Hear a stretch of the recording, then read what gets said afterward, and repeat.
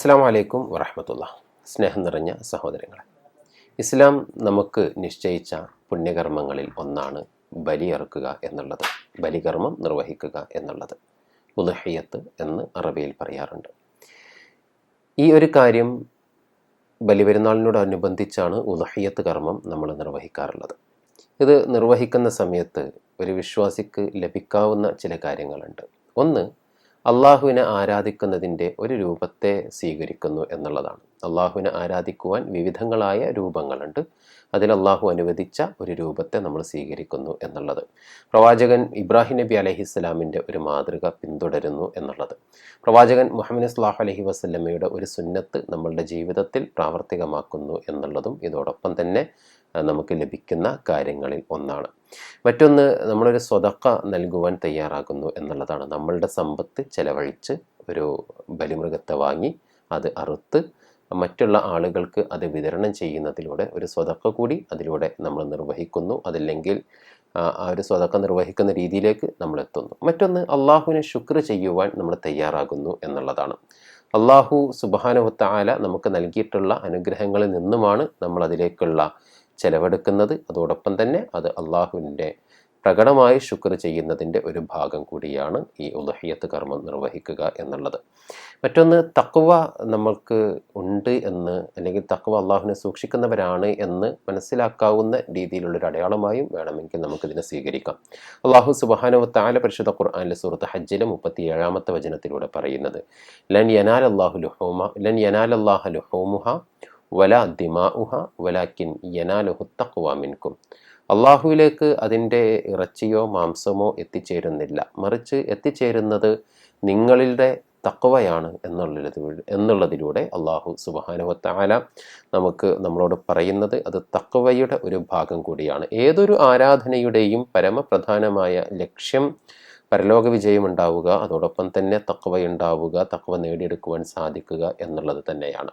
അതോടൊപ്പം തന്നെ ഉണ്ടാകുന്ന മറ്റുള്ള കാര്യങ്ങളിലൊന്നാണ് ഒരു ഹൃദയ വിശാലത ഉണ്ടാകുന്നു എന്നുള്ളത്. അവനവൻ്റെ സമ്പത്തിൽ നിന്ന് പണം ചെലവഴിച്ച് ബലിമൃഗത്തെ വാങ്ങി മറ്റുള്ള ആളുകൾക്ക്, പാവപ്പെട്ടവർക്ക്, കുടുംബക്കാർക്ക് അത് നൽകുന്നതിലൂടെ ഒരു ഹൃദയ വിശാലത അവരിലേക്ക് കടന്നു വരുന്നു എന്നുള്ളതാണ്. ഉദ്ഹിയ്യത്തിൻ്റെ സമയം അറിയാവുന്നത് പോലെ തന്നെ പെരുന്നാൾ നമസ്കാരത്തിന് ശേഷമാണ്. പ്രവാചകൻ സല്ലല്ലാഹു അലൈഹി വസല്ലമ പെരുന്നാൾ നമസ്കാരത്തിന് ശേഷമാണ് ഉദ്ഹിയ്യത്ത് അറുക്കുവാൻ വേണ്ടി ആവശ്യപ്പെട്ടിട്ടുള്ളത്. അതിന് മുമ്പുള്ളത് ഉദ്ഹിയ്യത്തായി പരിഗണിക്കുവാൻ സാധിക്കുകയില്ല എന്നും പ്രവാചകൻ സല്ലല്ലാഹു അലൈഹി വസല്ലമയുടെ ഹദീസിൽ നിന്ന് നമുക്ക് മനസ്സിലാക്കുവാൻ സാധിക്കുന്നതാണ്. അതുകൊണ്ട് തന്നെ പെരുന്നാൾ ദിവസം പെരുന്നാൾ നമസ്കാരത്തിന് ശേഷമാണ് ഉദ്ഹിയ്യത്ത് കർമ്മത്തിലേക്ക് കടന്ന് ചെല്ലേണ്ടത്.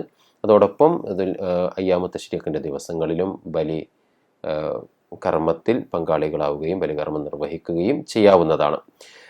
എത്ര പേരാണ് ഒരു ഉദ്ഹിയ്യത്ത് കർമ്മത്തിൽ പങ്കെടുക്കുവാൻ, അതല്ലെങ്കിൽ ഒരു ബലിമൃഗത്തെ അറുക്കുവാൻ എത്ര പേർക്ക് വരെ സാധിക്കും എന്നുള്ളത്, ഒരു ആടാണെങ്കിൽ ഒരാളും മാട് ഒട്ടകമൊക്കെയാണ് എങ്കിൽ 7 പേർ വരെയും, അതായത് 7 പേർ തന്നെ നിർബന്ധമായും ആകണം എന്ന് ഉള്ള ഒരു നിർബന്ധം അവിടെയില്ല.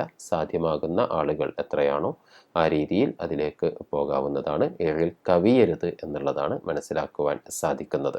അതോടൊപ്പം തന്നെ ഏതൊരു രീതിയിലുള്ള ബലിമൃഗത്തെയാണ് അറുക്കേണ്ടത് എന്നുള്ളതിനെക്കുറിച്ചും നമ്മൾ മനസ്സിലാക്കേണ്ടത് വയസ്സ് തികഞ്ഞവയായിരിക്കണം. ഒട്ടകമാണെങ്കിൽ 5 വയസ്സും മാടാണെങ്കിൽ 2 വയസ്സും ആടാണെങ്കിൽ 1 വയസ്സും പൂർത്തിയായവ മാത്രമേ അറുക്കുവാൻ പാടുള്ളൂ. രോഗബാധയുള്ളതോ പ്രകടമായ രീതിയിലുള്ള ന്യൂനതകളുള്ളതോ ആയ ഒരു ബലിമൃഗത്തെ അറുക്കുവാൻ പാടില്ല. പ്രവാചകൻ സല്ലല്ലാഹു അലൈഹി വസല്ലമ അത് സൂചിപ്പിക്കുന്നുണ്ട്.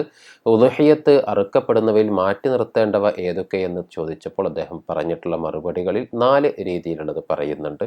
ഒന്ന് പ്രകടമായ മുടന്തുള്ളത്, മറ്റൊന്ന് പ്രകടമായ കണ്ണ് കേടുള്ളവ, മറ്റൊന്ന് പ്രകടമായ രോഗബാധയേറ്റവ, മറ്റൊന്ന് മജ്ജ നഷ്ടപ്പെട്ട് മെലിഞ്ഞ് ഒട്ടിയത് എന്ന് പ്രവാചകൻ സല്ലല്ലാഹു അലൈഹി വസല്ലമ അതിൻ്റെ ന്യൂനതകളെക്കുറിച്ച് നമുക്ക് കൃത്യമായി വിശദീകരിച്ച് പറഞ്ഞു തരുന്നുണ്ട്.